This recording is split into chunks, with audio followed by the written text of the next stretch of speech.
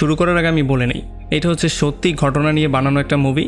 তবে এই মুভিটা এতটাই ব্রুটাল ওয়েতে বানানো হয়েছে যেটা দেখে হয়তো আপনার বিশ্বাসই হবে না এটা সত্যি ঘটনা নিয়ে বানানো একটা মুভি। তবে আসলে এই মুভির মধ্যে থ্রিল, ক্রাইম এবং যেই ঘটনাগুলো দেখানো হয়েছে সেগুলো দেখে আপনার মন ভরে যাবে। তো বুঝতেই পারছেন মুভিটা হতে যাচ্ছে খুব ইন্টারেস্টিং। তো চলুন শুরু করি। তো এই গল্প শুরু হয় 1990 সালের দিকে, যখন সিসিটিভি ক্যামেরা ছিল না। আর তখন সিন চলে আসে চীনের শহর নোয়ান সিটিতে, যেখানে আমরা দেখতে পারি জং নামের একটা পুলিশ অফিসার মাত্রই ট্রান্সফার হয়ে এই শহরে আসলো। আর তখন এই ব্যাপারটা আমরা জানতে পারি যে জং আসলে নর্মাল কোনো পুলিশ অফিসার ছিল না, সে ছিল একজন সিনিয়র স্পেশালিস্ট পুলিশ অফিসার যে কিনা রবারি ক্রাইমে এক্সপার্ট ছিল। আর তখন আমরা তার কোয়ার্কার জেসিকে দেখতে পারি যে তাকে পিক করার জন্য এখানে এসেছিল। এরপর তার গাড়িতে বসে তারা দুজন পুলিশ স্টেশনের দিকে যাওয়া শুরু করে।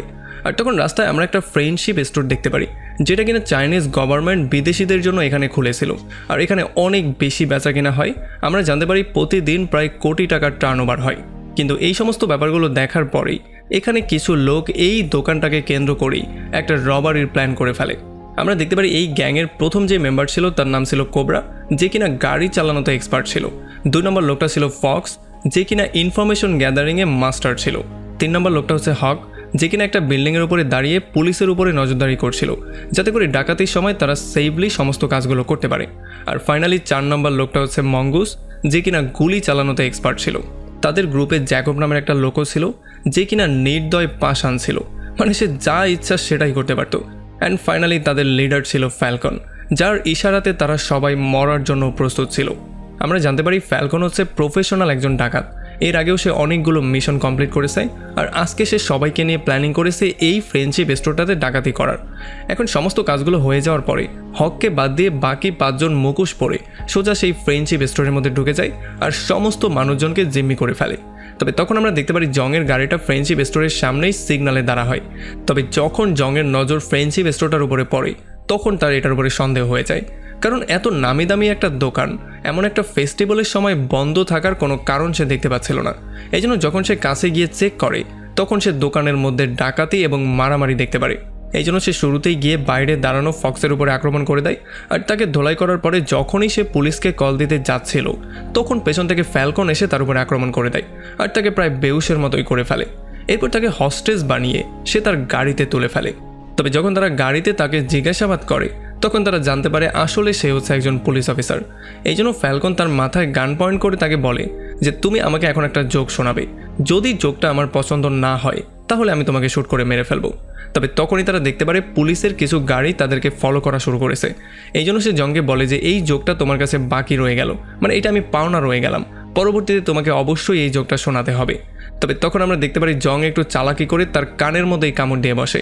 এই জন্য ফ্যালকনের মাথা অনেকটাই গরম হয়ে যায় আর সে জংকে লাথি মেরে গাড়ি থেকে নিচে ফেলে দেয়। তবে যেহেতু ফ্যালকন তাকে ফেলার আগে তার মুখোশটা জংকে পরিয়ে দিয়েছিল এই জন্য পুলিশের মনে হয় যে জং হয়তোবা এই ডাকাত গ্রুপেরই একজন মেম্বার। এই জন্য পুলিশ তাকে অ্যারেস্টও করে ফেলে। তবে যখন তারা তাকে জেলে নিয়ে যায় তখন তারা তাদের ভুলটা বুঝতে পারে। তারা জানতে পারে জং আসলে কোনো ডাকাত না, সে হচ্ছে এই থানার নতুন ইনচার্জ। এই জন্য জং এই ডাকাতির কেসটা তার নিজের হাতেই হ্যান্ডেল করার সিদ্ধান্ত নেয়। তবে যখন সে তার সহকর্মীদের কাছ থেকে জানতে পারে যে ডাকাতরা তাদেরকে ফাঁকি দিয়ে পালিয়ে চলে গেছে তখন তার মাথা অনেকটাই গরম হয়ে যায়।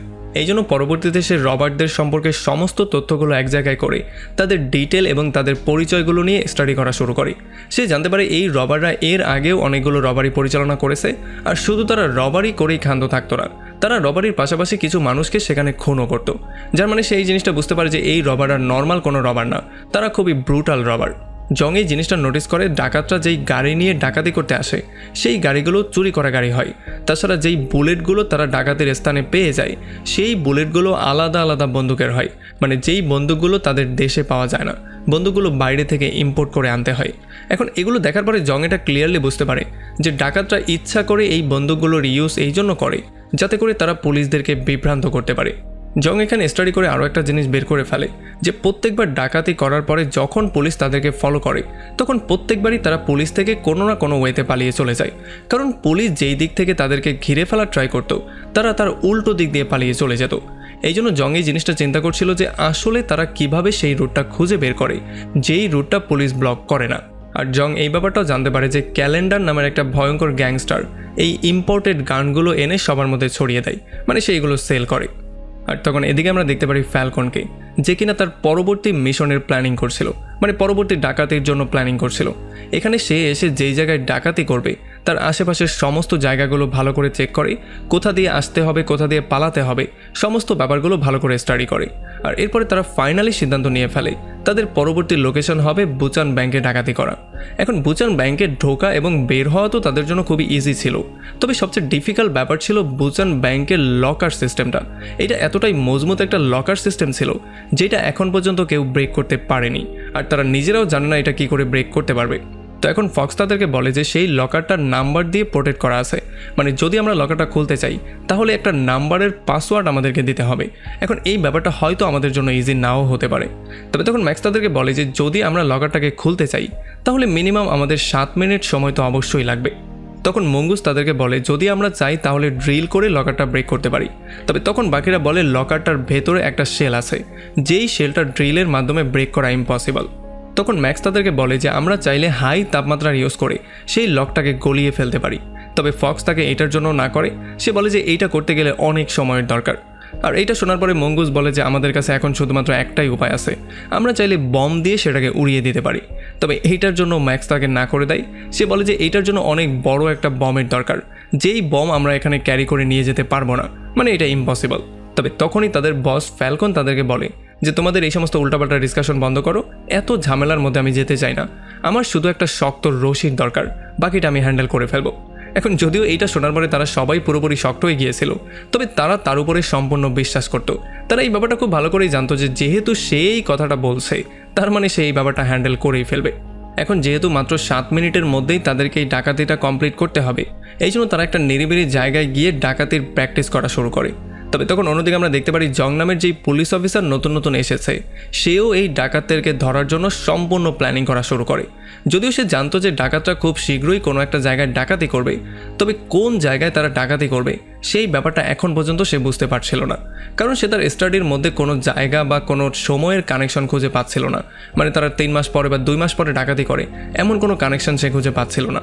তো এরপরে ডাকাতির দিনে সমস্ত ডাকাতরা স্যুটবুট পরে চলে আসে বুচান ব্যাংকের সামনে। তবে প্রথমে তারা ব্যাংকের সামনের একটা রেস্টুরেন্টে গিয়ে একটা নুডলস অর্ডার করে। তখন এখানে টিনেজার একটা ওয়েটার তাকে বলে যে স্যার আপনার নুডলসটা রেডি হতে 10 মিনিট সময় লাগবে। তখন ফ্যালকন বলে যে ঠিক আছে, তুমি অর্ডারটা রেডি করো, আমি ব্যাংক থেকে আমার কাজটা শেষ করে আসছি। এইটা বলেই তারা সবাই চলে আসে ব্যাংকের মধ্যে। এখানে ঢুকেই তারা প্রথমেই যার মাস্ক পরে ফেলে, এরপর তারা সিকিউরিটি গার্ডদেরকে শ্যুট করে মেরে ফেলে। এরপর তাদের সাথে থাকা সেই রশিগুলোর সাহায্যে তারা লকারটাকে 3 মিনিটের মধ্যেই খুলে ফেলে। এইটা দেখার পরে যদিও সবাই শক্ট হয়ে গিয়েছিল, তবে ডাকাতরা আসলে এই জিনিসটা কিভাবে করেছে সেটা আমরা একটু পরেই জানতে পারবো। এখন ডাকাতরা এখান থেকে সমস্ত টাকা পয়সা খুব সহজেই লুট করে 4 মিনিটের মধ্যেই সেখান থেকে বেরিয়ে চলে যায়। আর যখন 10 মিনিট পরে পুলিশ এখানে আসে, তখন এগুলো দেখার পরে তারাও পুরোপুরি শক্ট হয়ে গিয়েছিল। তারাও এই জিনিসটা বুঝতে পারছিল না যে এত মজবুত একটা লকার ডাকাতরা এত সহজে কি করে খুলে ফেললো। তবে তখন জং এই সমস্ত ব্যাপারগুলো দেখার পরে তার ব্রেইনের ইউজ করে তাদেরকে 2টা পেন্সিল আনার জন্য বলে। এরপর সে একটা লেসের সাহায্যে একটু স্পেশাল ওয়েতে পেন্সিল দুটাকে বাঁধে। এরপর যখনই সে লেস ধরে টান দেয় তখন 2টা পেন্সিলই ব্রেক হয়ে যায়। আর এই জন্য জং এই জিনিসটা ক্লিয়ারলি বুঝতে পারে যে হয়তোবা ডাকাতরা লকারটা খোলার ক্ষেত্রে এই টেকনিকটার ইউজ করেছে। সে বলে যে এই টেকনিকে খুবই কম সময়ে অনেক বেশি ফোর্স জেনারেট করা যায়। সে তাদেরকে এটা বলে যে ফিজিক্সের ভাষায় এটাকে অ্যাম্পলিফাইড গেইন বলা হয়। মানে সহজ করে বলে তারা নিজেদের শক্তির ব্যবহার করে সেই লকারগুলো ব্রেক করেনি, 2টা লকার একে অন্যের উপরেই চাপ প্রয়োগ করেছিল, যেই জন্য 2টা লকার খুব সহজেই ব্রেক হয়ে গিয়েছিল। তবে এই সমস্ত ব্যাপারগুলো দেখার পরে জং এটা ক্লিয়ারলি বুঝতে পারে যে এই ডাকাতদেরকে ধরা তার জন্য এতটা ইজি ব্যাপারও হবে না, কারণ তারা খুবই চালাক এবং বুদ্ধিমানও। যাই হোক, এখন এগুলো দেখার পরে পুলিশরা যখন ব্যাংক থেকে বেরিয়ে আসে ততক্ষণে সামনে থাকা রেস্টুরেন্ট থেকে ডাকাতরাও খাবার দাবার খেয়ে বেরিয়ে চলে আসে। তবে যখন জংয়ের নজরটা সেই রেস্টুরেন্টের উপরে পড়ে তখন সে সেই রেস্টুরেন্টে একটু চেক করার জন্য যায়। তবে তখন তাকে দেখার পরে টিনেজার সেই মেয়েটা বলে যে আরে স্যার, আপনি তো সত্যি সত্যিই চলে আসলেন। তবে এইটা শোনার পরে জং একটু শক্ট হয়ে যায়, আর সে তাকে জিজ্ঞেস করে যে তুমি আসলে কিভাবে জানতে আমি এখানে আসবো, তোমাকে এটা কে বলেছে? তখন এই মেয়েটা বলে আপনার আগে যেই কাস্টমার এখানে এসেছিল সে আমাকে বলেছিল যে আপনি এখানে অবশ্যই আসবেন, আর যদি আপনি চলে আসেন তাহলে যেন আপনাকে ভরপেট খাওয়ানো হয়, সেটার জন্য সে টাকাও আমাকে দিয়ে গিয়েছে। আর এইটা শোনার পরে জং এই জিনিসটা ক্লিয়ারলি বুঝতে পারে যে আসলে তারা চালাকির পাশাপাশি তাকে বোকাও ভাবা শুরু করেছে। তবে তখন জংয়ের পার্টনার তাকে বলে যে হয়তোবা রবার্ট আর নুডলস খাওয়ার পরেই গিয়ে ডাকাতি করেছিল। তবে জং বলে যে না, রবার্ট আর ডাকাতি করার পরে এসে নুডলস খেয়েছিল। এতে করে এই জিনিসটা প্রমাণ হয় যে তাদের প্ল্যানিংয়ের উপরে তাদের অনেক বেশি ভরসা ছিল, আর তারা এই ব্যাপারটাও খুব ভালো করে জানতো আমরা কি করতে যাচ্ছি। তবে তখনই জংয়ের নজর পড়ে বাইরে থাকা একটা বড় টাওয়ারের উপরে। এইটা দেখার পরে জং এটা ক্লিয়ারলি বুঝতে পারে যে তারা কিভাবে আসলে পুলিশের উপরেও নজরদারি করে। আর তখন এদিকে আমরা দেখতে পারি জংয়ের কামড়ের জন্য ফ্যালকনের কানে যেই আঘাতটা সে পেয়েছিল সেটা সে এখন পর্যন্ত ভুলতে পারছিল না। সে যেই কোনো ওয়েতে এটার প্রতিশোধ নিতে চাইছিল। অন্যদিকে জং ক্যালেন্ডারকে ফলো করতে করতে একটা মিনি থিয়েটারে চলে আসে, আর ক্যালেন্ডারকে ধরে আচ্ছা রকম করে ধোলাই করে তার কাছে সেই গানগুলো সম্পর্কে জিজ্ঞেস করা শুরু করে, কারণ সেই বাইরে থেকে গানগুলো ইম্পোর্ট করে এই শহরের মধ্যে ছড়িয়ে দিত। সে তাকে বলে যে তোমার গানগুলোর জন্য শহরে অনেকগুলো মার্ডার হচ্ছে আর শহরের প্রত্যেকটা জায়গায় ডাকাতি হচ্ছে। এখন এই গানগুলো তুমি কার কার কাছে সেল করছো সেগুলো সম্পর্কে আমাকে সমস্ত ডিটেল তথ্য দিবে। যদি তুমি তথ্য না দিয়ে উল্টাপাল্টা কিছু করার ট্রাই করো তাহলে আমি তোমাকে শেষ করে দেব। এতটুকু বলেই সে তাকে ছেড়ে দেয়। তবে তখন তার নজর পড়ে থিয়েটারে চলা একটা রবারি মুভির উপরে, আর এইটা দেখার পরে সে এই জিনিসটা ক্লিয়ারলি বুঝতে পারে যে রবাররা আসলে এই মুভি থেকেই ডাকাতির প্ল্যানিংগুলো করত। কারণ এই মুভির মধ্যে যেই রকম করে প্ল্যানিংগুলো দেখানো হয়েছিল ঠিক সেই রকম করেই সে তার স্টাডিতেও ডাকাতির সমস্ত প্যাটার্নগুলো দেখতে পেয়েছিল। আর তখন এদিকে আমরা দেখতে পারি জং তার সমস্ত কোয়ার্কারদেরকে কিছু ম্যাথমেটিক কোয়েশ্চেন সলভ করার জন্য দেয়, যাতে করে তাদের ব্রেন একটু শার্প হয়। তবে এগুলোতে তার কোয়ার্কাররা একটু বেশি রাগ করেছিল, কারণ তারা চিন্তা করছিল যে আমরা কি কেস নিয়ে কাজ করব নাকি আমরা 9-10-এর স্টাডি করব। অন্যদিকে ফালকন যখন এই মাসে তার রবারির হিসেবগুলো করছিল তখন সে একেবারেই হ্যাপি হতে পারছিল না। এই জন্য সে রবারির পরিমাণ আরও একটু বাড়িয়ে দেওয়ার সিদ্ধান্ত নেয়। এরপরে পরদিন সকালবেলা যখন সমস্ত পুলিশ অফিসাররা ক্যান্টিনের মধ্যে ছিল তখন হঠাৎই তারা জানতে পারে আরও একটা ব্যাংকের মধ্যে ডাকাতি শুরু হয়ে গেছে। এই খবরটা পাওয়ার সঙ্গে সঙ্গেই তারা সবাই যার যার অস্ত্র নিয়ে বেরিয়ে পড়ে সেই ব্যাংকের দিকে যাওয়ার জন্য। অন্যদিকে ডাকাতরাও ডাকাতি করে ব্যাংক থেকে বেরিয়ে চলে এসেছিল, আর উপরের একটা বিল্ডিংয়ে দাঁড়িয়ে থাকা ম্যাক্স দূরবীনের সাহায্যে সমস্ত ব্যাপারগুলো দেখে ওয়াকিটকির মাধ্যমে ডাকাতদেরকে পুলিশ আসার খবরও দিয়ে দেয়। আর এমন করেই ডাকাতরা তাদের গাড়ির মাধ্যমে পুলিশ যেই দিক দিয়ে আসছে তার উল্টা দিকে যাওয়া শুরু করে, মানে যেমন করে তারা বারবার এখান থেকে পালিয়ে যেত। তবে এইবার যেহেতু জং তাদের রবারির পুরো প্যাটার্নটাই বুঝে গিয়েছিল, এই জন্য সে এইবার রবারদেরকে ফলো করার জায়গায় পাশে থাকা বড় বিল্ডিংয়ের টেরেসে চলে আসে। আর এখানে যখন রবাররা বাইরে ম্যাক্সের জন্য ওয়েট করছিল তখন জং ছাদে গিয়ে ম্যাক্সকে শ্যুট করে আহত করে দেয়। এই জন্য ম্যাক্স সোজা টেরেস থেকে নিচে পড়ে যায়, তবে সে পুরোপুরি মারা যায় না। আর এগুলো দেখার পরে ফ্যালকন এই জিনিসটা ক্লিয়ারলি বুঝতে পারে যে যদি ম্যাক্স পুলিশের হাতে ধরা পড়ে যায় তাহলে তাদের সবার আইডেন্টিটি সামনে চলে আসবে। এই জন্য সে ম্যাক্সকে মেরে ফেলার জন্য আবারও ব্যাংকের দিকে যাওয়ার সিদ্ধান্ত নেয়। তবে এতক্ষণে আমরা দেখতে পারি জং সেই ছাদের উপরে দাঁড়িয়ে তাদের গাড়িটাকে লোকেট করছিল। তবে রবাররা হঠাৎ করেই আবারও ব্যাংকের সামনে গিয়ে সেখানে থাকা পুলিশ অফিসার এবং মানুষজনের উপরে গুলি করা শুরু করে। এমন করেই তারা অনেকগুলো পুলিশকে মারার পরে ফাইনালি চলে আসে তাদের বন্ধু ম্যাক্সের কাছে, আর তার উপরে বম মেরে তারা তাকে মেরেই ফেলে। এরপর যখন তারা গাড়ি নিয়ে সেখান থেকে পালিয়ে যাচ্ছিল তখন হঠাৎ করেই জং তাদের উপরে ফায়ারিং করা শুরু করে। তবে যখন আবার জং দেখতে পারে তারা তবুও পালিয়ে যাচ্ছে তখন সে একটা বিলবোর্ডের উপরে শ্যুট করে বিলবোর্ডটা তাদের গাড়ির উপরেই ফেলে দেয়। এই জন্য রবাররা একটা ট্যাক্সি নিয়ে সেখান থেকে পালিয়ে যাওয়া শুরু করে। তবে যাওয়ার আগে ফ্যালকন খুবই রাগের মাথায় জংয়ের দিকে তাকিয়েছিল, দেখে মনে হচ্ছিল হয়তোবা সে তাকে দ্বিতীয়বার মিট করার একটা চ্যালেঞ্জ দিচ্ছিল। এরপরে যখন সিন পুলিশ স্টেশনে চলে আসে তখন আমরা দেখতে পারি জং তার একটা কোয়ার্কারকে অনেক বেশি ধমকাধমকি করছিল, কারণ সে তার নিজের জীবন ঝুঁকির মধ্যে ফেলে একটা ছোট বাচ্চাকে সেভ করতে গিয়েছিল। সে তাকে বলে যে তুমি বেকুবি করে সেই বাচ্চাটাকে নিজের জীবন ঝুঁকি নিয়ে সেভ করতে গিয়েছিলে। একটা ব্যাপার মাথার মধ্যে ঢুকিয়ে নাও, মানুষজনকে বাঁচানোর জন্য পুলিশদেরকেও জীবিত থাকতে হবে। সেখানে যদি তোমার কিছু একটা হয়ে যেত তাহলে এইটার জবাব আমি কি করে দিতাম। এদিকে আমরা দেখতে পারি রবারি গ্রুপের একটা মেম্বারের মৃত্যুতে তারা সবাই অনেক বেশি রাগের মধ্যে ছিল। এই জন্য তারা প্রতিশোধ নেয়ার জন্য পাগল হয়েছিল। তারা যে কোনো ওয়েতে জংকে মারতে চাইছিল। তবে তখন ফ্যালকন তাদের সবাইকে এটা বুঝিয়ে বলে যে আমাদের এই গ্রুপের মধ্যে রিভেঞ্জের কোনো নিয়ম নেই, কারণ যদি আমরা রিভেঞ্জ নিতে চাই তাহলে সমস্ত ব্যাপারগুলো শেষ হয়ে যাবে। কারণ রিভেঞ্জের সময় আমাদের ব্রেইন কাজ করবে না, শুধুমাত্র আমাদের ইমোশন কাজ করবে, আর ইমোশন দিয়ে নেওয়া প্রত্যেকটা সিদ্ধান্ত সবসময় ভুল প্রমাণ হয়। সো যদি আমরা ধরা না পড়ি এবং আমাদের রবারিটা কন্টিনিউ করতে পারি তাহলেই পুলিশের থেকে এটা আমাদের রিভেঞ্জ হবে। এরপরে ডাকাতের গ্রুপ পুলিশের স্যালারি নিয়ে আসা ব্যানের উপরে আক্রমণ করে, তবে তারা স্যালারিগুলো চুরি করে না। এটার মাধ্যমে তারা জংকে একটা মেসেজ দিতে চাইছিল, যেখানে সে বলছিল যে যদি তুমি পারো তাহলে আমাদেরকে ধরে দেখাও। তাছাড়া তার একটা জোক বলা যে এখনও বাকি আছে, সেই ব্যাপারটাও সে তাকে মনে করিয়ে দেয়। আর এখানে সে বলে দেয় যে তার গ্যাংয়ের নাম হচ্ছে ইগল গ্যাং। এরপরে পরবর্তী 4 বছরে রবাররা অনেকগুলো রবারি করে। তারা বিভিন্ন স্টেটে বিভিন্ন সময় গিয়ে আক্রমণ করত আর সমস্ত জায়গায় ডাকাতি করে খুব সহজে বেরিয়েও চলে যেত। ইগল গ্যাংয়ের জন্য শহরের মানুষজন অতিষ্ঠ হয়েছিল।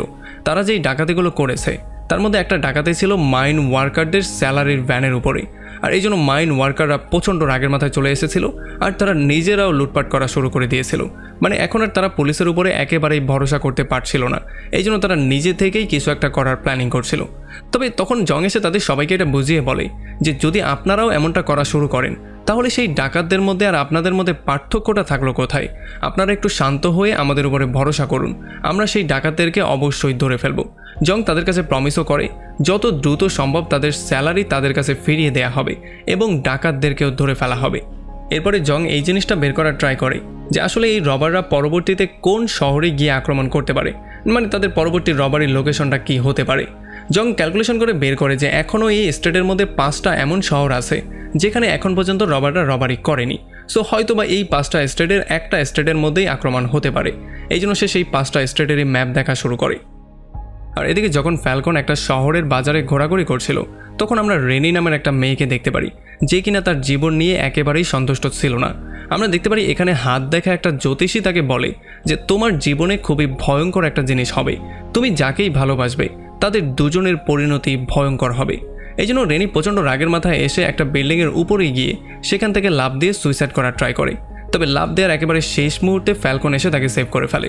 ফ্যালকন তাকে বলে যে যদি তুমি মরতেই চাও তাহলে তুমি 3 তলা থেকে গিয়ে লাফ দাও, যদি এখান থেকে তুমি লাফ দাও তাহলে নিচে পড়ার পরে তোমাকে দেখতে জঘন্য লাগবে। তবে তখন রেনি তাকে বলে যে 3 তলায় ওঠার পরে নিচের দিকে তাকালে সমস্ত কিছু জঙ্গলের মতো মনে হয়, কিন্তু এখান থেকে যখন আমি নিচের দিকে তাকাই তখন সেই সমস্ত জিনিসগুলোই খুবই সুন্দর দেখা যায়, যেই জিনিসটা সুইসাইড করা থেকে আমাকে আটকায়। আর আমরা দেখতে পারি রেনির এমন ফিলোসফিক্যাল কথাবার্তাগুলো শোনার পরে ফ্যালকন তার উপরে ইমপ্রেস হয়ে যায়। আর যখন তারা আরও কথাবার্তা শুরু করে তখন তারা একে অন্যকেও পছন্দ করা শুরু করে। এদিকে জংয়ের গ্রুপ সেই ম্যাপটাকে স্টাডি করার পরে কিছু পয়েন্ট খুঁজে বের করে যেই সমস্ত পয়েন্টগুলোতে রবারি হতে পারে। এখানে জংকে বলা হয় যে এখানে 30টারও বেশি এমন শপ আছে যেই শপগুলোতে রবারি হতে পারে। সো আমরা চাইলেও এতগুলো শপের উপরে একসাথে নজরদারি করতে পারবো না। তাছাড়া ইদানিং ফেক রবারির কল অনেকটা বেড়ে গিয়েছে, অনেকের কাছেই ফেক রবারির হুমকি আসছে। আর এই সমস্ত ব্যাপারগুলো শোনার পরে জংও তাদেরকে বলে যে যদি রবাররা আমাদের উপরে নজরদারি করতে পারে তাহলে আমরাও আমাদের ওয়েতে তাদের উপরে নজরদারি করতে পারবো। এরপরে শহরের সন্দেহজনক প্রত্যেকটা জায়গায় সিসিটিভি ক্যামেরা ইনস্টল করা হয় আর এই ক্যামেরার মাধ্যমেই সবার উপরে নজরদারি করা হচ্ছিল। এতে করে ফ্যালকন গ্রুপ অনেকটাই বেশি রাগ করে ফেলেছিল, কারণ তারা যেখানেই ডাকাতি করার প্ল্যানিং করতে যেত সেখানেই পুলিশ চলে আসতো। এই জন্য তারা বুঝতেই পারছিল না এখন তারা কি করবে। ফাইনালি তারা একটা জুয়েলারি শপের মধ্যে ডাকাতি করার প্ল্যানিং করে। তবে পুলিশ অফিসাররা চালাকি করে জুয়েলারি শপের গার্ডের জায়গায় তাদের লোকজনকে সেখানে রেখে দিয়েছিল। আমরা দেখতে পারি ফক্স তাদেরকে বলে আমাদের দ্রুত গিয়ে তাদের উপরে আক্রমণ করে দেওয়া উচিত এবং সরাসরি তাদের সবাইকে মেরে জুয়েলারি লুট করে সেখান থেকে পালিয়ে আসা উচিত। তবে ফ্যালকন তাদেরকে একটু শান্ত থাকার জন্য বলে। সে বলে যে যদি আমরা হুট করে গিয়ে আক্রমণ করে দেই তাহলে আমাদের ধরা পড়ে যাওয়ার সম্ভাবনা সবচেয়ে বেশি। তবে এইটা শোনার পরে তারা সবাই তার উপরে প্রচণ্ড রাগ করে। আসলে এতদিন পর্যন্ত তারা সবাই খুবই দ্রুত কাজগুলোকে কমপ্লিট করত, কিন্তু এখন ফ্যালকন তাদের সবাইকে একটু পেশেন্টলি কাজ করতে বলছে, যেই ব্যাপারগুলো তারা কোনোভাবেই হজম করতে পারছে না। অন্যদিকে পুলিশরাও সিকিউরিটি গার্ডের কাজ করতে করতে প্রচণ্ড বিরক্ত হয়ে গিয়েছিল। তবে জং এখন পর্যন্ত পেশেন্ট নিয়ে সমস্ত ব্যাপারগুলো হ্যান্ডেল করছিল, কারণ সেই জিনিসটা খুব ভালো করেই জানতো যে রবাররা একটা না একটা ভুল তো অবশ্যই করবে। তবে কিছুদিন পরে আমরা দেখতে পারি জং বারবার করে সিসিটিভি ফুটেজগুলো দেখতে দেখতে সে নিজেও একটা হ্যালোসিনেটের মধ্যে চলে গিয়েছিল। সে সমস্ত জায়গায় মুখোশ পরা রবারদেরকে দেখতে পেত, এমনকি তার আশেপাশের সমস্ত পুলিশ অফিসারদেরকেও সে মুখোশ পরা রবার মনে করছিল। সে নিজেকেও মুখোশ পরা রবার হিসেবেই কল্পনা করা শুরু করেছিল। তবে এত কিছুর পরেও সে পেশেন্টলি সমস্ত ব্যাপারগুলোকে হ্যান্ডেল করে, কারণ বাস্তবতা এবং ভ্রমের মধ্যে সে খুব ভালো করেই পার্থক্য করতে পারত। এদিকে যখন ফ্যালকন রেনির ঘরে বসে ডাকাতির ব্যাপারে চিন্তাভাবনা করছিল তখন রেনি তার উপরে প্রচণ্ড রাগ হয়ে যায়। সে বলে যে আমি প্রেগনেন্ট হয়ে গেছি আর তোমার আমার উপরে কোনো নজরই নেই। তবে বাচ্চার কথা শোনার পরে ফ্যালকন অনেক বেশি হ্যাপি হয়ে যায়। তাছাড়া রেনি তার মায়ের সঙ্গেও মিট করতে চাইছিল, কারণ সে তার মায়ের জন্য একটা হিয়ারিং রিং এনেছিল। আর এই সমস্ত ব্যাপারগুলো দেখার পরে ফ্যালকন ফাইনালি সিদ্ধান্ত নিয়ে ফেলে যে এই রবারিটা হবে তার জীবনের শেষ রবারি। মানে এই রবারিটা তাকে একটা বড় রবারি করতে হবে আর শেষবারের মতো তাকে উইন করতে হবে। এরপর সে রেনিকে নিয়ে অন্য একটা দেশে গিয়ে নিজেকে পুরোপুরিভাবে সেটেল করে ফেলবে। এরপর আমরা দেখতে পারি রবাররা একে অন্যের সাথে কমিউনিকেশন করার জন্য একটা সিক্রেট কোডের ইউজ করে। তারা বিভিন্ন বইয়ের পৃষ্ঠা নাম্বার এবং লাইন নাম্বার পেজার মেসেজের মাধ্যমে লিখে লিখে তাদের নিজেদের মধ্যে কমিউনিকেশন করত। আর আমরা দেখতে পারি ফ্যালকন এই মেসেজগুলোর ইউজ করে তাদের সবাইকে ব্যাডমিন্টন কোর্টে ডাকার সিদ্ধান্ত নেয়। তবে ব্যাডমিন্টন কোর্টে তারা 4 জন চলে আসলেও ফক্স এখানে কোনোভাবেই আসতে চাইছিল না। এগুলো শোনার পরে ফ্যালকনের মাথা একটু বেশিই গরম হয়ে যায়। সে জিজ্ঞেস করে সে এখানে কেন আসছে না। তখন তাদের মধ্যে একজন বলে আজকাল ফক্স হংকং থেকে স্মাগলিং করা গানগুলো সেল করেই জীবিকা নির্বাহ করছে। তবে এইটা শোনার পরে তার মাথা আরও বেশি গরম হয়ে যায়। এই জন্য ফ্যালকন তাদেরকে বলে যে রবারি বাদ দিয়ে এত জঘন্য একটা কাজ সে কেন শুরু করলো। তবে তখন আবার তারা বলে যে এই কাজটা রবারির চেয়ে অনেক গুণে ভালো, কারণ এতে তো কোনো মানুষের আর মৃত্যু হয় না। মানে এমন করে তারা ম্যাক্সের মৃত্যুর কথা ইন্ডিকেট করছিল, কারণ আগেরবার যখন ম্যাক্স একটু আহত হয়ে গিয়েছিল তখন ফ্যালকনই তাকে বম মেরে উড়িয়ে দিয়েছিল। এই জন্য এখন তাদের সবারই ভয় হচ্ছে যে ফ্যালকন শেষ মুহূর্তে যেই কোনো সিদ্ধান্ত নিতে পারে, হয়তোবা তাদের সবাইকেও মেরে ফেলতে পারে। তবে এইটা শোনার পরে ফ্যালকনের মাথা অনেক বেশি গরম হয়ে যায়। এই জন্য সে গিয়ে তাকে পেটানো শুরু করে। তবে বাকিরা তাকে শান্ত করে জিজ্ঞেস করে যে অনেকগুলো মাস পার হয়ে গেছে, আমরা কোনো রবারি করি না, আমাদের হাতের টাকা পয়সাও প্রায় শেষের দিকে চলে এসেছে, এমন করে চলে আসলে আমরা সার্ভাইভ কী করে করব। তখন ফ্যালকন তাদেরকে বলে যে আমার ওয়াইফও প্রেগনেন্ট হয়ে গেছে, সো আমার উপরেও একটা দায়িত্ব চলে আসছে। সো এই জন্য এখন আমাদেরকে বড় একটা রবারি করতে হবে। এই রবারিটা এত বড় হবে যে এই রবারির পরে কখনো আর আমাদেরকে রবারি করতেই হবে না। যাই হোক, এরপরে পরদিন সকালবেলা পুলিশরা একটা এগ্রিকালচার ব্যাংকের ম্যানেজারের ডেড বডি পেয়ে যায়, যাকে ইম্পোর্টেড গান দিয়ে শ্যুট করে মারা হয়েছিল। এই জন্য পুলিশরা ইগল গ্যাংয়ের উপরে সন্দেহ করছিল। তবে তারা এই জিনিসটা বুঝতে পারছিল না যে এগ্রিকালচার ব্যাংকে তো এত বড় লেনদেনও হয় না, তাহলে সেখানের ব্যাংকে ইগল গ্যাং কেন টার্গেট করবে। তবে তখন তাদের কলিগ এসে তাদেরকে বলে যে আসলে ব্যাংক সরাসরি এত বড় লেনদেন না করলেও তারা অন্য 8টা ব্যাংক থেকে সমস্ত টাকাগুলো এক জায়গায় কালেক্ট করে, আর পরবর্তীতে গাড়ির মাধ্যমে সেগুলো বড় শহরে পাঠিয়ে দেওয়া হয়। এখন যখন এই 8টা ব্যাংকের টাকা এক জায়গায় হয় তখন সেই অ্যামাউন্টটা অনেক বড় হয়ে যায়। এরপর সে তাদেরকে বলে যে আজকেই হচ্ছে সেই দিন যেই দিন তারা সমস্ত ব্যাংকগুলো থেকে টাকাগুলো কালেক্ট করবে। আর তখন এদিকে আমরা দেখতে পারি সেই ব্যাংকের ভ্যান এসে এক এক করে 7টা ব্যাংক থেকে টাকাগুলো কালেক্ট করে। এরপরে তারা বেরিয়ে পড়ে 8 নম্বর ব্যাংক থেকে টাকা কালেক্ট করার জন্য।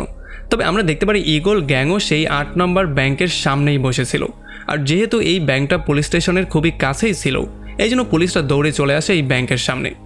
আর তখন এই ব্যাংকের মধ্যে আমরা দেখতে পারি নিমা নামের একটা মেয়ে ছিল, যে কিনা টাকাগুলো কালেক্ট করা জিনো নামের একটা ছেলেকে অনেক বেশি পছন্দ করত।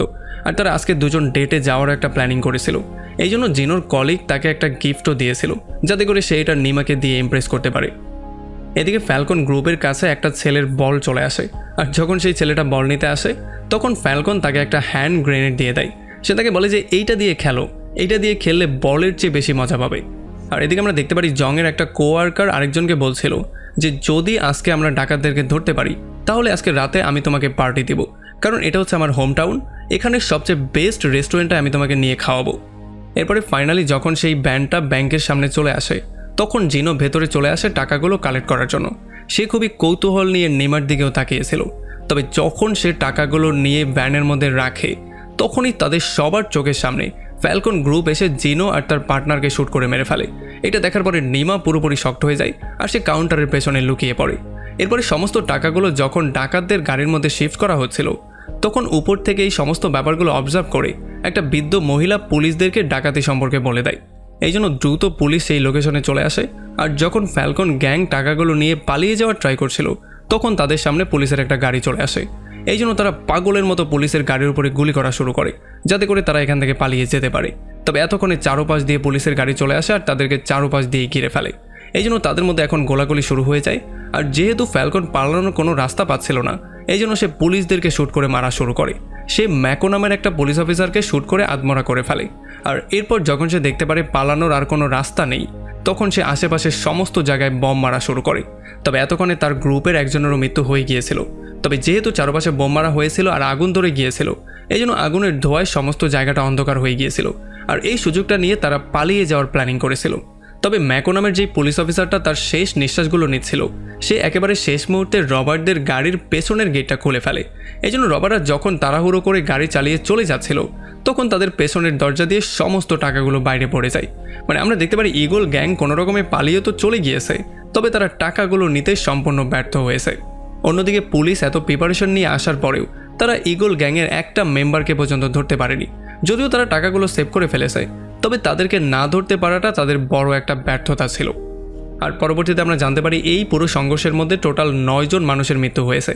আমরা দেখতে পারি নিনো তার বয়ফ্রেন্ডকে স্মরণ করে কান্নাকাটি করছিল, আর যেই পুলিশ অফিসারের মৃত্যু হয়েছে তার বন্ধু একা একা খাবার দাবার খাওয়ার সময় তার বন্ধুকে স্মরণ করে কান্নাকাটি করছিল। তবে তখন জং তার সমস্ত সহকর্মীকে সাহস দিয়ে বলে যে আসলে ম্যাকো যেটা বলেছিল সেটা সে করে দেখিয়েছে। সে তার জীবন দিয়ে হলেও ডাকাতদেরকে কোনোভাবেই টাকাগুলো নিয়ে যেতে দেয়নি। আর তখন এই ব্যাপারটা আমরা জানতে পারি যে একদিন আগে যখন তারা সবাই একটু বেশি হতাশ হয়ে গিয়েছিল, তখন ম্যাকো তাদেরকে সাহস দিয়ে বলেছিল যে যদিও আমরা ডাকাতদেরকে ধরতে পারবো কিনা আমরা জানি না, তবে তাদেরকে আমরা টাকাগুলো কোনোভাবেই নিতে দিব না।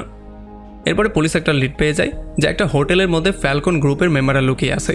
এই জন্য তারা প্রচণ্ড রাগের মাথায় চলে আসে অপারেশন পরিচালনা করার জন্য।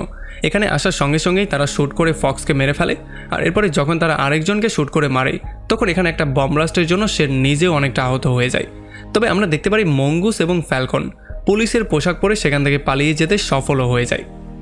এরপরে যখন সেই পুলিশ অফিসারকে হসপিটাল নিয়ে আসা হয় যে বম ব্লাস্টে আহত হয়ে গিয়েছিল, তখন ডক্টর তাদেরকে বলে যে তাকে কোনো রকমে আমরা বাঁচাতে তো সফল হয়েছি, তবে বম ব্লাস্টের জন্য তার একটা হাতই পুরোপুরি কাটতে হয়েছে। আর এই সমস্ত ব্যাপারগুলোর জন্য তারা অনেক বেশি আপসেট হয়ে যায়। তবে এরপরে তারা সেই রবার্টদের পেজার মেসেজগুলো চেক করে যেই রবার্টদেরকে তারা মেরে ফেলেছিল। আর এই পেজার মেসেজগুলোর মাধ্যমে জং এই জিনিসটা জানতে পারে যে ফ্যালকনের ওয়াইফ আসলে প্রেগনেন্ট। আর এরপর তারা একটা হসপিটাল সম্পর্কেও জানতে পারে, যেই হসপিটাল থেকে তারা রেনির অ্যাড্রেসটাও বের করে ফেলে। এই জন্য পুলিশ সময় নষ্ট না করে রেনির বিল্ডিংয়ের সামনে থেকে তার উপরে নজরদারি করা শুরু করে। এরপরে একদিন ফ্যালকন যখন রেনির সঙ্গে মিট করতে আসে, তখন সে পুলিশের এই চালটা ধরে ফেলে। এই জন্য সে সরাসরি রেনির বিল্ডিংয়ে না গিয়ে তার সামনের একটা বিল্ডিংয়ে গিয়ে একটা অ্যাপার্টমেন্টে জোর করে ঢুকে সেখানের কাপলকে বন্দি করে ফেলে। এরপর তাদের ফোন দিয়ে সে রেনিকে কল দিয়ে বলে যে আমি যা বলবো সেগুলো শুধু শুনবি, কোনোভাবেই কোনো কিছু বলার ট্রাই করবে না।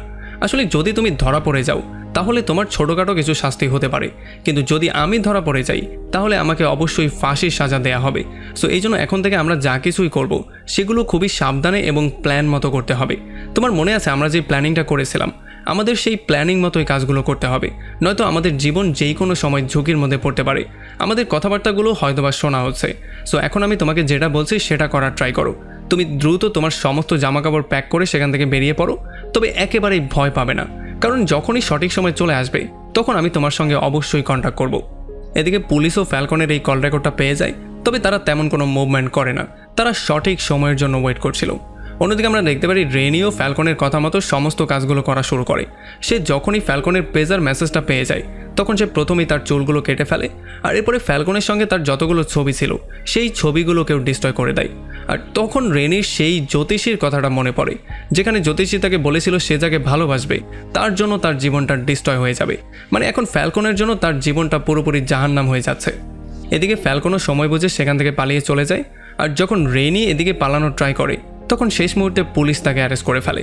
আর যখন তার ঘরের মধ্যে ভালো করে সার্চ করা হয় তখন সেখান থেকে তারা অনেকগুলো গান এবং নানান অস্ত্রশস্ত্র পেয়ে যায়। এই জন্য তাকে তারা অ্যারেস্টও করে ফেলে। আর এরপরে তার কাছে আসা সমস্ত পেজারের মেসেজগুলোকে জং ডিকোড করার ট্রাই করে, যাতে করে সেই জিনিসটা বের করতে পারে যে আসলে ঘটনাটা কী করছে। এখানে তারা ফ্যালকনের একটা পিকচারও পেয়ে যায়, তবে এই পিকচারের মধ্যে একটা টুইস্ট ছিল, যেই টুইস্টটা একটু সামনেই আমরা বুঝতে পারবো। এগুলো দেখার পরে রেনি জংকে বলে যে তুমি যতই ডিকোড করে ফেলো না কেন, তুমি কখনোই তাকে ধরতে পারবে না, সে তোমার চেয়ে সবসময় বেশি চালাক ছিল। তবে তখন জং এখানে থাকা ফিজিক্স বইয়ের মাধ্যমে এই কোডগুলোকে ডিকোড করে, আর এইগুলোর মাধ্যমে সেই জিনিসটা বুঝতে পারে যে আসলে কাল 3টার সময় একটা সিনেমা হলের সামনে সে তার সাথে মিট করতে বলেছিল। এরপরে পরদিন 3টার সময় ফ্যালকন চলে আসে সিনেমা হলে, আর পুলিশ গিয়ে তাকে খুব সহজেই ধরে ফেলে। আর যখন এই খবরটা সমস্ত জায়গায় ছড়িয়ে পড়ে তখন সবাই এটা জেনে স্বস্তির নিঃশ্বাস নিচ্ছিল যে সেই ডাকাতের গ্রুপের লিডারকে ধরা হয়েছে। তবে এরপরে যখন জং এসে ফ্যালকনের সঙ্গে মিট করে তখন সে পুরোপুরি শক্ট হয়ে যায়। আসলে সে ফ্যালকনকে আগে কোনোদিনও দেখেনি, কিন্তু যখন সে তার কানের সেই কাটা চিহ্নটা চেক করে তখন সেই জিনিসটা ক্লিয়ারলি বুঝতে পারে যে আসলে এটা আসল ফ্যালকন না। সে বলে যে তোমার কানের মধ্যে যে চিহ্নটা আছে সেটা ইচ্ছা করে ছুরি দিয়ে কেটে করা হয়েছে, এইটা কারো কামড় দেওয়ার চিহ্ন তো অবশ্যই না, তার মানে তুমি হচ্ছে একজন বহুরূপী। আসলে এখন তুমি আমাদেরকে বলবে যে তুমি ফ্যালকনের জায়গায় নিজেকে কেন সমর্পণ করেছো। আর তখন এই ব্যাপারটা আমরা জানতে পারি আসলে এটা আসল ফ্যালকন তো ছিলই না, বরং এটা ছিল ফ্যালকনের সেই বন্ধু মঙ্গুস, যে কিনা ফ্যালকনকে সেভ করার জন্য নিজেকে বলি দিয়ে দিয়েছিল।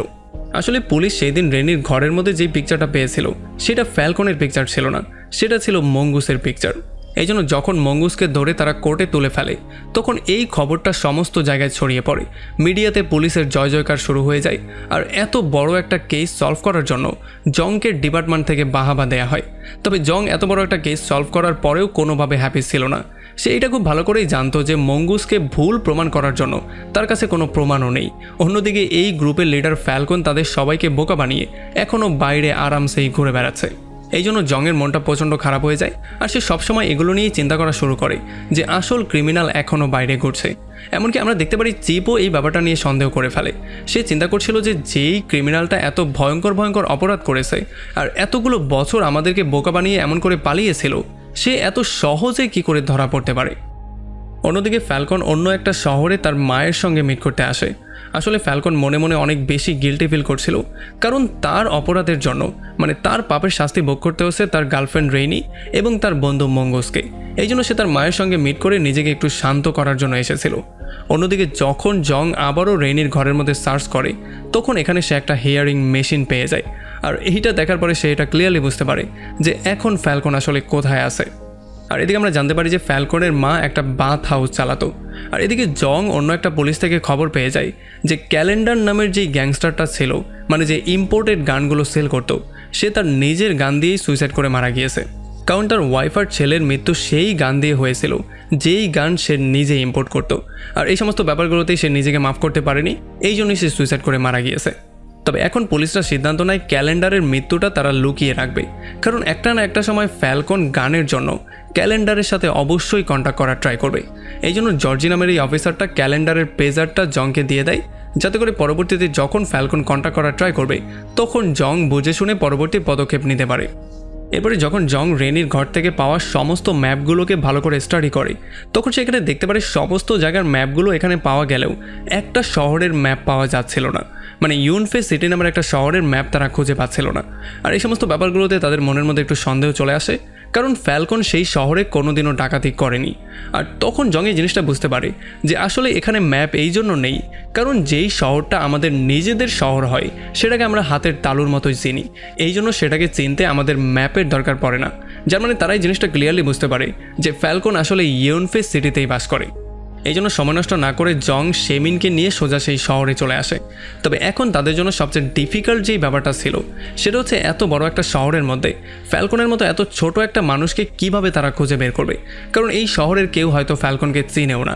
এই জন্য এখন ফ্যালকনকে ধরাটা শুধুমাত্র ডিপেন্ড করছিল ফ্যালকনের উপরেই, কারণ যদি সে কোনো অ্যাক্টিভিটি করে আর সেই খবরটা তারা পেয়ে যায় তাহলে তারা হয়তো তার লোকেশনটা বের করতে পারবে।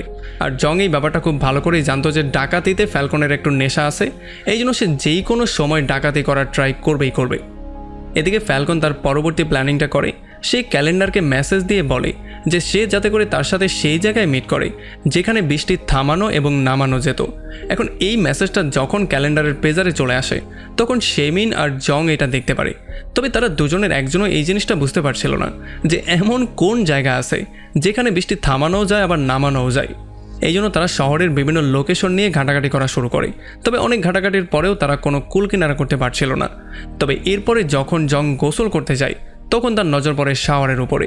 আর এইটা দেখার পরে সে ক্লিয়ারলি বুঝতে পারে যে আসলে সে হয়তোবা কোনো বাথ হাউসের কথা বলছিল। এই জন্য সে শহরের অনেকগুলো বাথ হাউসে খুঁজতে খুঁজতে ফাইনালি ফ্যালকনের মায়ের বাথ হাউসের মধ্যে চলে আসে। আর যখন সে দেখতে পারে এখানের মহিলা হিয়ারিং মেশিন পড়ে আছে তখন সে এটা কনফার্ম হয়ে যায় যে সে এখন সঠিক জায়গায় আছে। তো এখন জং সরাসরি এই মহিলাকে জিজ্ঞেস করে যে তোমার ছেলে ফ্যালকন কোথায়। এইটা শোনার পরে তার মা পুরোপুরি শকড হয়ে যায়।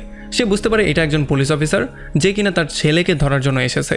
তবে ফ্যালকনের মা এই জিনিসটাও ক্লিয়ারলি জানতো যে এই সময়টা তো একদিন না একদিন আসারই কথা ছিল। এই জন্য সে তাকে ভেতরে গিয়ে গোসল করার জন্য বলে, সে তাকে ইনডিরেক্টলি এটা বলে দেয় যে ফ্যালকন এখন মধ্যেই আছে। তবে জংও মধ্যে যাওয়ার আগে পেজারের মাধ্যমে শেমিনকে মেসেজ দিয়ে ব্যাকআপ নিয়ে সেখানে আসার জন্য বলে দেয়। আমরা দেখতে পারি জং একটা গান এবং একটা হ্যান্ডকাপ নিয়ে মধ্যে চলে আসে। আর এরপরে প্রথমবারের মতো তারা দুজন একে অন্যের সামনাসামনি হয়। এখানে তাকে দেখার পরেই ফ্যালকন তাকে বলে যে আমি তোমার জন্যই ওয়েট করছিলাম, কারণ তোমার একটা জোক বলা এখনও বাকি আছে। আর এই জন্য জং তাকে একটা জোক বলা শুরু করে। জং তাকে বলে যে একদিন একটা ফ্যালকন আকাশে উঠছিল, তবে হঠাৎ করেই সে উঠতে ভুলে গিয়েছিল, এই জন্য তাকে নিচে পড়ে মরতে হয়েছে। জানো এমনটা কেন হয়েছে? কারণ ওড়ার সময় তার হঠাৎই মনে পড়েছিল সে তো কাপড়ই পরেনি, এই জন্য সে তার পাখা দিয়ে তার লোয়ার বডিকে ঢাকার ট্রাই করেছিল, এই জন্য বেচারা না উঠতে পেরে নিচে পড়ে মারা গিয়েছে। এরপরে জং তাদেরকে একটু খোঁচা দিয়ে বলে যে তোমাদের পরিণতিও এমনটাই অপেক্ষা করছে, তোমাদেরকেও নিচে পড়েই মরতে হবে, যেমন একটা টাওয়ারের উপর থেকে পড়েছে, একটা হোটেলের উপর থেকে পড়েছে। তবে এগুলো শোনার পরে ফ্যালকনের মাথা অনেকটাই গরম হয়ে যায়। এই জন্য ফ্যালকন তাকে বলে যে আমি সেই সমস্ত মানুষের মধ্যে পড়ি না যারা পড়ে মারা যায়, আমি সেই সমস্ত মানুষদের মধ্যে পড়ি যারা উড়ে পালিয়ে যায়। আর এতটুকু বলেই সে জংয়ের উপরে আক্রমণ করে দেয়। এই জন্য তাদের দুজনের মধ্যে মারামারি শুরু হয়ে যায়। একটা সময় তারা একে অন্যকে মেরে ফেলারই ট্রাই করে।